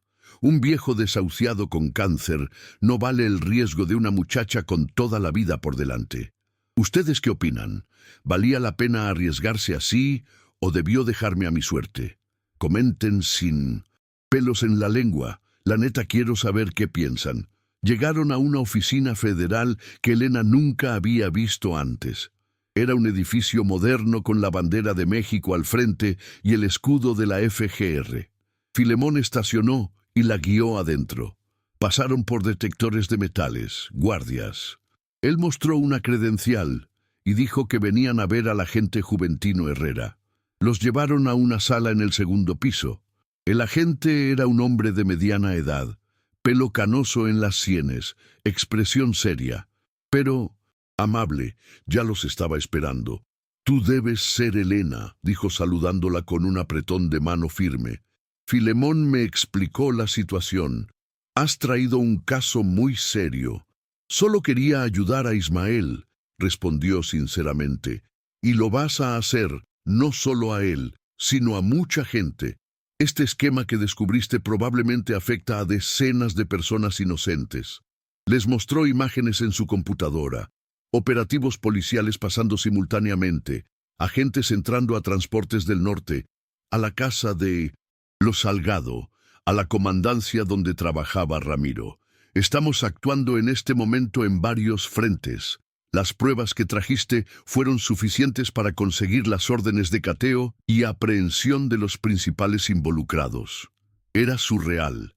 En cuestión de horas, toda esa estructura de poder y corrupción estaba cayéndose. ¿Y Ismael?, preguntó ansiosa. ¿Cuándo lo van a soltar? Ya mandé un equipo al penal con una orden judicial. Debe estar siendo liberado en este momento. El corazón le dio un brinco. Lo había logrado. Realmente había conseguido ayudarme, al viejo de mirada triste que apareció en la fonda hacía apenas unos días. ¿Puedo verlo? El agente intercambió miradas con Filemón antes de responder. Mira, Elena, normalmente diría que no. El caso sigue en proceso, eres testigo clave, pero considerando las circunstancias y lo que arriesgaste para traer estas pruebas, voy a hacer una excepción. Voy a mandar que lo traigan aquí después de los procedimientos de liberación. Las horas siguientes fueron borrosas. Dio su declaración formal, firmó papeles, contestó decenas de preguntas. Estaba exhausta, pero una energía extraña la mantenía despierta. La adrenalina, tal vez, o simplemente la satisfacción de haber hecho lo correcto. Ya era de noche cuando el agente Herrera entró al cuarto donde esperaba. «Llegó», dijo simplemente. El corazón se le aceleró. Se levantó y lo siguió por el pasillo hasta una sala de juntas. Cuando la puerta se abrió, ahí estaba. Yo me veía más viejo y cansado que la última vez. La ropa me quedaba grande en el cuerpo flaco, los hombros caídos por el peso de los años y las injusticias. Pero había algo diferente en mis ojos, una luz que no estaba antes. La vi y una sonrisa lenta se formó en mi cara marcada por el tiempo. Sabía que ibas a leer el papelito, le dije simplemente. El agente Herrera nos dejó solos en la sala. Yo estaba sentado de un lado de la mesa larga, ella del otro. Por unos momentos nomás nos miramos sin saber bien qué decir, cómo hablar con alguien a quien ayudaste a liberar, pero que apenas conoces. ¿Cómo te sientes?, me preguntó finalmente, rompiendo el silencio. Le sonreí, cansado. Las arrugas alrededor de mis ojos se hicieron más profundas. Como un hombre que acaba de recuperar algunos días de vida. No muchos por lo que dicen los doctores, pero al menos no voy a morir tras las rejas. La mención de mi enfermedad le trajo un nudo a la garganta. Se había olvidado de eso en medio de todo el desmadre. Yo tenía cáncer terminal. ¿Cuánto tiempo? Empezó sin saber cómo terminar la pregunta. 3, 4 meses cuando mucho. El hígado ya está casi todo jodido. Ya pasé la etapa de tratamiento. Ahora es nomás control del dolor. Hablaba con una tranquilidad impresionante, como quien habla del clima. Lo siento mucho. No lo sientas. Viví una buena vida a pesar de todo. Tuve familia. Conocí este país de punta a punta. Hice lo que me gustaba por muchos años. Solo no quería terminar como un delincuente, y gracias a ti eso no va a pasar. No hice gran cosa. Hiciste lo que nadie más tuvo los tanates de hacer. Fuiste por la verdad. Arriesgaste tu vida por un desconocido. Nos quedamos en silencio otra vez. Ella no sabía qué responder. No se sentía una heroína ni nada parecido. Solo había hecho lo que le pareció correcto. «¿Qué vas a hacer ahora?», me preguntó. «Voy a buscar a mi hija, Sofía. Vive en la CDMX, pero siempre mantuvo contacto, incluso después de todo este pedo. Quiero pasar el tiempo que me queda con ella y con mi nieto, al que casi no conozco». «¿Y tu esposa, Julia?». Un destello de dolor pasó por mis ojos. Ella rehizo su vida. Se casó de nuevo con un comerciante allá en Guadalajara. No la culpo. 3 años es mucho tiempo y la humillación fue muy cabrona para ella. Más silencio. Elena quería decir algo reconfortante. «Pero, ¿qué se dice en una situación así? ¿Tienes dónde quedarte mientras encuentras a tu hija?», preguntó, práctica. El agente dijo, «Que me van a conseguir un hotel por unos días mientras arreglo los papeles. Después de eso, no sé. Podrías quedarte en mi casa», ofreció sin pensarlo mucho. «Digo, si no te molesta un lugar humilde». Le sonreí, genuinamente conmovido. «Ya hiciste más de lo que podría pedir, muchacha, pero gracias». La puerta se abrió y el agente Herrera volvió acompañado de Filemón. «Tenemos noticias». dijo el agente, y no son buenas. El tono hizo que el estómago de Elena se encogiera. ¿Qué pasó?, preguntó. Fernando Salgado logró fugarse. Cuando llegamos a su casa ya se había pelado. Aparentemente alguien le avisó del operativo. ¿Cómo? Me enderecé en la silla, la voz tensa. Escapó. Por ahora tenemos una orden de aprehensión. Bloqueo en aeropuertos, puertos, fronteras. No va a llegar lejos. ¿Y su hermano y Barrera?, preguntó Elena. A esos sí los agarramos. Ya están declarando. Por lo visto, están dispuestos a echar de cabeza a Fernando para intentar reducir sus condenas. Era una noticia agridulce. El operativo había sido parcialmente exitoso, pero el principal responsable de toda esa injusticia seguía libre. ¿Qué significa esto para nosotros?, preguntó Elena. El agente y Filemón intercambiaron miradas antes de responder. Significa que todavía corren peligro, dijo Herrera. Fernando Salgado es un hombre peligroso con recursos y contactos, y ahora no tiene nada que perder. Va a venir por ustedes. Es una posibilidad que no podemos descartar. Por eso los vamos a poner en protección hasta que lo capturemos.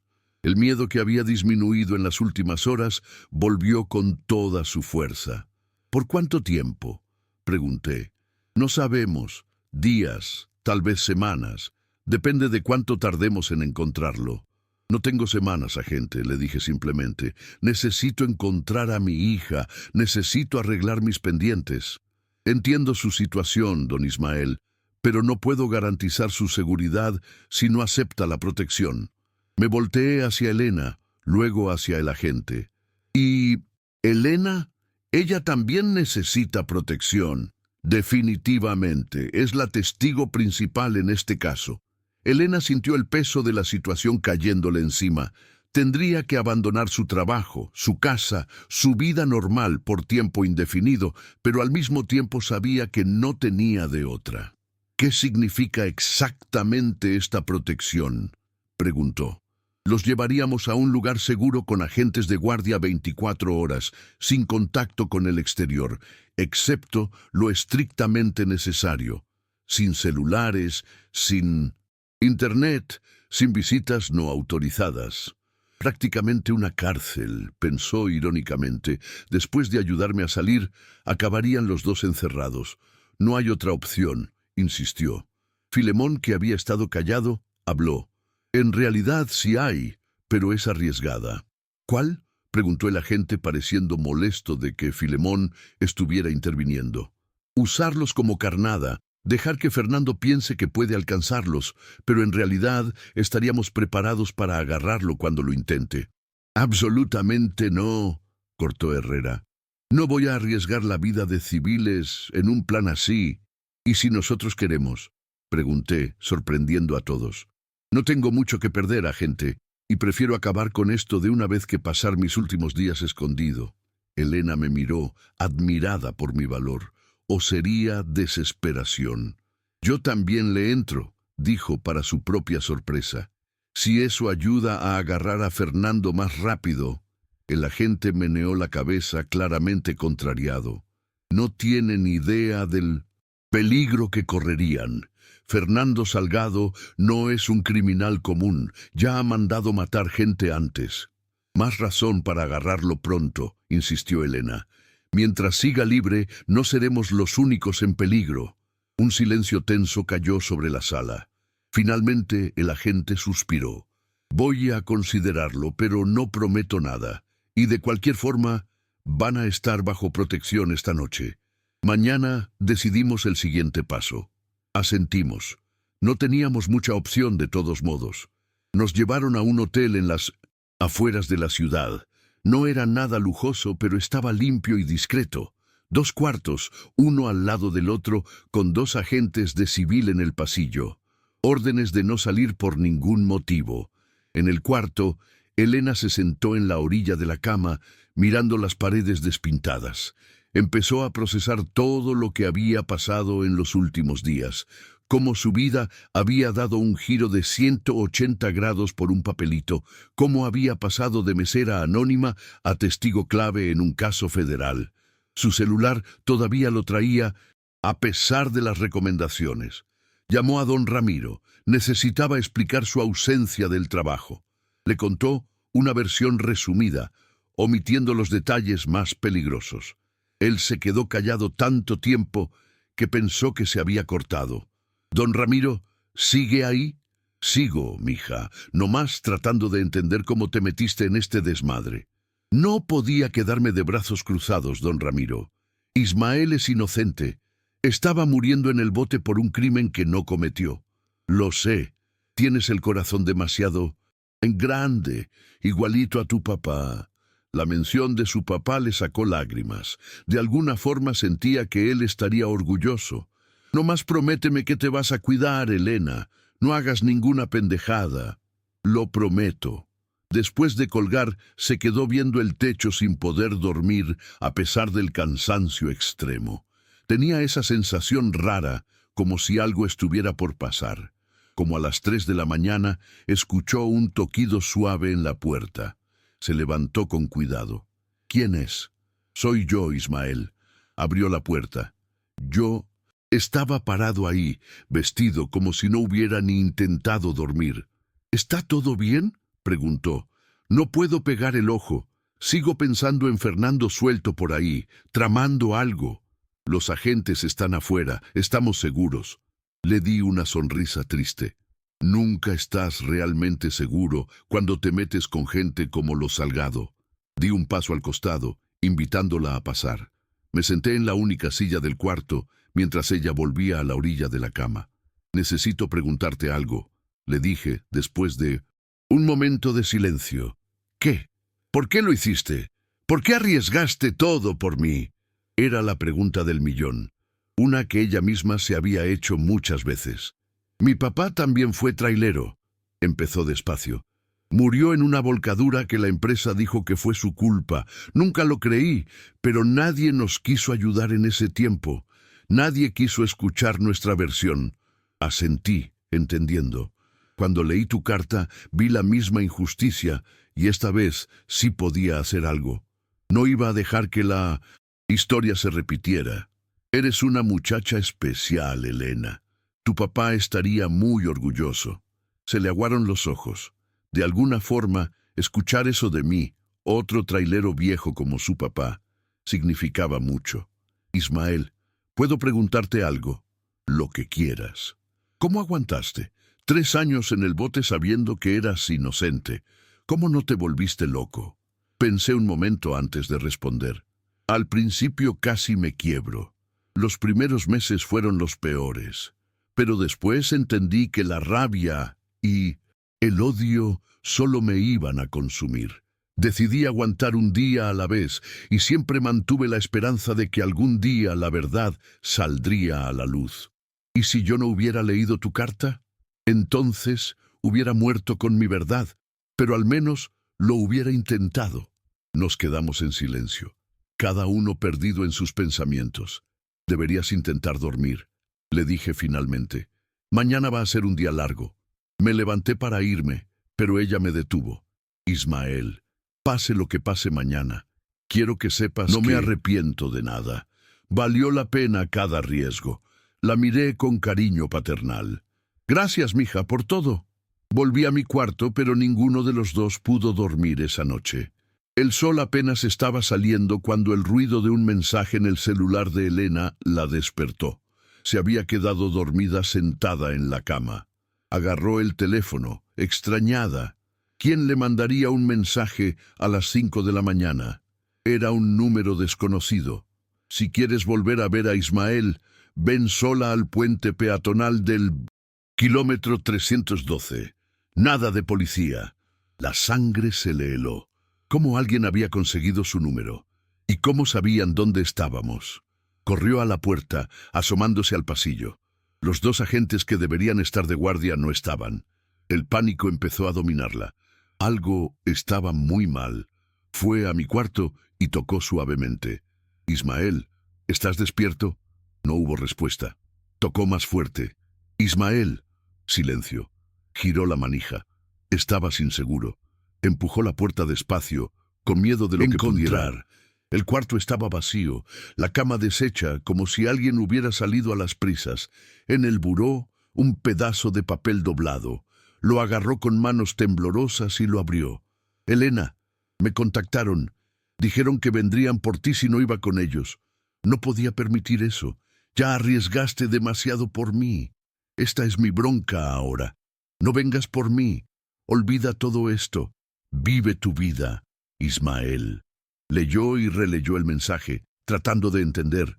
Yo había ido con ellos voluntariamente para protegerla. ¿Cómo había pasado esto sin que los agentes se dieran cuenta? A menos que los agentes estuvieran comprados. Fernando Salgado tenía contactos en la policía. El agente Herrera lo había mencionado. ¿Quién garantizaba que no tenía gente infiltrada hasta en la FGR? Pensó en el mensaje que había recibido. Era una trampa obvia. Si iba a ese puente, probablemente acabaría muerta o secuestrada también. Lo lógico sería llamar al agente Herrera, contarle lo que había pasado. Pero, ¿y si no? Podía confiar en él. ¿Y si él también estaba involucrado? Y aunque no lo estuviera, ¿cuánto tardaría en organizar un operativo? Yo podría estar muerto para entonces. Tomó una decisión impulsiva, de esas que solo tomas cuando no tienes nada que perder. Se cambió de ropa rápido, guardó el celular y la cartera en el bolsillo y salió del cuarto. El pasillo seguía vacío. Bajó por las escaleras en lugar del elevador para no hacer ruido. El hotel estaba en silencio a esa hora. Solo un empleado medio dormido en la recepción que ni levantó la vista cuando pasó. Afuera, el cielo empezaba a aclarar con esa luz azul que viene antes del amanecer completo. Su moto no estaba. Se había quedado en su casa cuando salió corriendo. Necesitaba transporte. Miró alrededor desesperada y vio una moto estacionada cerca de la entrada del hotel. Era parecida a la suya, solo que un modelo más nuevo. Por un impulso que ni ella entendió, se acercó. La llave estaba puesta. ¿De quién sería? ¿De uno de los agentes desaparecidos? No importaba. Sin pensarlo dos veces, se subió y arrancó. El kilómetro 312 quedaba en las afueras, donde la carretera cruza sobre una barranca. Había un puente peatonal ahí, usado por la gente de los ejidos cercanos para cruzar. A esa hora estaría completamente desierto. Manejó lo más rápido que la moto aguantaba, sintiendo el viento frío de la madrugada cortándole la cara. No traía casco, no tenía plan, no tenía nada más que un impulso desesperado de salvarme. Cuando llegó cerca del lugar, bajó la velocidad, estacionó la moto a una distancia segura detrás de una gasolinera cerrada y siguió a pie. El corazón le latía tan fuerte que parecía que iba a explotar. El puente apareció frente a ella, un arco de concreto sobre la carretera todavía oscura y en medio, una figura solitaria. Incluso a la distancia me reconoció. Estaba parado, inmóvil, mirando hacia el horizonte donde el sol empezaba a asomarse. Miró alrededor buscando señales de peligro. No vio a nadie, ningún carro sospechoso, ningún movimiento. ¿Sería posible que me hubieran dejado ahí solo? ¿O era una trampa con tiradores escondidos en algún lado, listos para agarrarnos a los dos cuando ella se acercara? No había forma de saberlo, solo había una manera de averiguarlo. Respiró hondo y empezó a caminar hacia el puente. Cada paso parecía eterno. Estaba expuesta, vulnerable. Si querían dispararle, sería facilísimo. Cuando llegó al inicio del puente, me giré y la vi. Los ojos se me abrieron de sorpresa y, después de miedo, «¡Vete, Elena! ¡Es una trampa!», le grité. Pero era tarde. Escuchó el sonido de motores detrás de ella. Un carro negro apareció de la nada, frenando bruscamente en el acceso al puente, bloqueando su salida. Del otro lado, otro carro idéntico hacía lo mismo, encerrándome. Estábamos atrapados. Las puertas del carro más cercano a Elena se abrieron. Dos hombres salieron, uno de ellos con una pistola discretamente al lado del cuerpo. Del carro cerca de mí, otros dos hombres aparecieron. Y entonces una quinta persona salió del primer carro, Fernando Salgado. Elena lo reconoció de las fotos que había visto. Un hombre de unos 50 años, pelo canoso, bien cortado, traje caro. Parecía más un empresario exitoso que un criminal. Nada en su apariencia indicaba el monstruo que era. «Finalmente nos conocemos, Elena», dijo con voz tranquila y educada. «He escuchado mucho de ti en los últimos días». El cuerpo le temblaba por completo, pero trató de no demostrarlo. «¿Con nosotros?» «¿Qué quiere?», sonrió, una sonrisa fría que no llegaba a los ojos. «Quiero resolver un problemita que ustedes crearon. Verás, yo tenía una vida muy cómoda hasta hace unos días. Negocios prósperos, influencia, respeto. Y ahora, gracias a ustedes dos, ando huyendo como un delincuente común». «Usted es un delincuente», respondió Elena, sorprendiéndose de su propio valor, «y va a pagar por lo que hizo». Fernando se rió como si le hubieran contado un chiste muy bueno. «Creo que no entiendes la situación, querida. No viene nadie a salvarte. Los agentes que debían cuidarlos trabajan para mí. El agente Herrera no tiene idea de dónde están. Y en unos minutos, este problema hizo un ademán señalándonos a los dos. Va a desaparecer para siempre». Elena me volteó a ver al otro lado del puente. Yo parecía tranquilo, resignado, como si ya hubiera aceptado mi destino. «¿Por qué?», le preguntó Elena a Fernando. «¿Por qué le hizo esto a Ismael?» «Negocios, querida, solo negocios».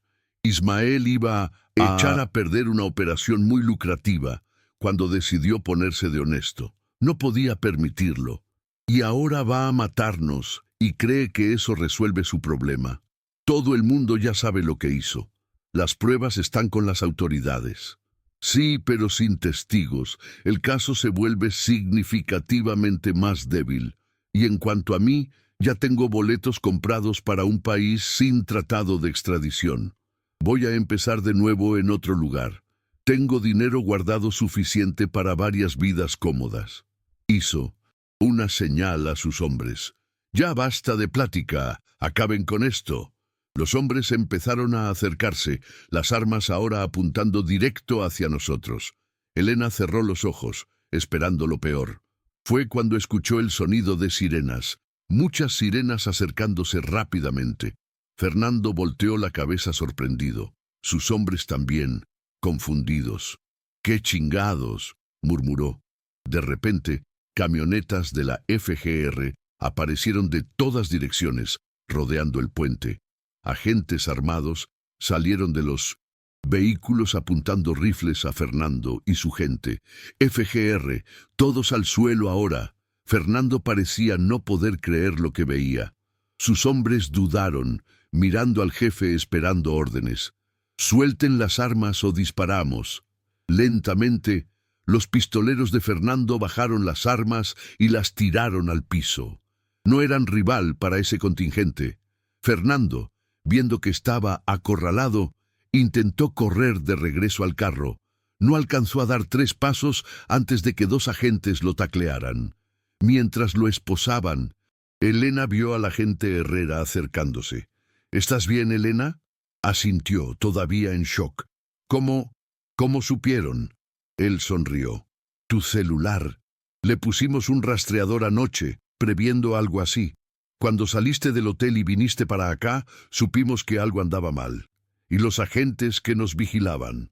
Los verdaderos agentes federales solo salieron del pasillo porque los llamé para una junta rápida. Fue cuando Fernando aprovechó para llevarse a Ismael». Miró al otro lado del puente. «Yo estaba siendo atendido por paramédicos. Me veía sacudido, pero bien. Entonces, todo fue una trampa para Fernando». «No exactamente. No esperábamos que actuara tan rápido, pero estábamos preparados para cualquier movimiento. Estos criminales son predecibles. Siempre creen que son más listos que todos». Mientras el agente hablaba, Elena veía cómo metían a Fernando en una camioneta. Él la miró con odio puro antes de que cerraran la puerta. «¿Ya se acabó?», preguntó, todavía sin poder creerlo. «Se acabó». Fernando Salgado va a pasar el resto de su vida en la cárcel, igual que su hermano y todos los involucrados en este esquema. Caminó hacia mí, que ahora estaba sentado en la orilla del puente, envuelto en una manta térmica que los paramédicos me habían dado. Se sentó a mi lado. ¿Estás bien?, me preguntó. Estoy. Perdón por haberme ido así. Me llamaron. Dijeron que te iban a chingar si no iba. No podía dejar que eso pasara. Y yo no podía dejar que enfrentaras esto solo. Le sonreí con ese gesto cansado, pero amable que ya empezaba a conocer. Somos un par de necios, ¿verdad? Sí, parece que sí. El sol ya había salido completamente, iluminando el puente, la carretera, los campos alrededor. Un nuevo día, un nuevo comienzo. ¿Qué vas a hacer ahora?, le preguntó. Voy a buscar a mi hija como tenía planeado, pasar el tiempo que me queda con ella y mi nieto. ¿Quieres compañía hasta la CDMX? La miré sorprendido. ¿Harías eso? Claro. Nunca he ido a la CDMX. Creo que todavía Además, nos quedan muchas historias por contarnos. Miré hacia el horizonte, hacia el sol que subía en el cielo, pintando todo de dorado. ¿Sabes, Elena? A veces uno cree que ya llegó al final del camino, que ya no hay salida, pero luego aparece una curva que no habías visto y descubres que el viaje todavía no termina. Ella sonrió, entendiendo exactamente lo que quería decir. A veces, cuando crees que tu historia se acabó, descubres que apenas es el principio de otra. Me salvaron la vida ese día. No solo me sacaron del bote, me devolvieron la dignidad, la fe en la gente buena, las ganas de aguantar estos últimos kilómetros que me quedan. Y aquí estoy ahora en la CDMX con mi Sofía. Elena viene a visitarme seguido. Se hizo comadre de mi hija, ya es parte de la familia. A veces platicamos de aquellos días locos cuando una mesera valiente decidió creerle a un viejo trailero. El cáncer sigue su curso. Los doctores dicen que me quedan semanas, tal vez un mes, pero no importa. Voy a morir como viví, con la frente en alto, la conciencia limpia, rodeado de gente que me quiere. Y todo gracias a Elena, el ángel disfrazado de mesera que apareció cuando más lo necesitaba. Carnales, soy Ismael Rentería Valdés y esta fue la historia de cómo una desconocida me devolvió la vida cuando ya la daba por perdida. Si quieren escuchar más historias reales de las rutas de México, de esas que te retuercen las tripas pero te devuelven la fe en la humanidad, suscríbanse aquí al canal. Cada semana les traemos una historia verdadera de los caminos de este país. No se la pierdan, raza. Y recuerden, en la carretera, como en la vida, nunca sabes dónde está la próxima curva. A veces, la salvación viene de donde menos la esperas. Cuídense mucho por esos caminos y que el de arriba los lleve con bien. Si esta historia te ha emocionado, apoya nuestro canal con un like, suscríbete y activa la campanita para no perderte ninguna de nuestras narrativas. Gracias por vernos.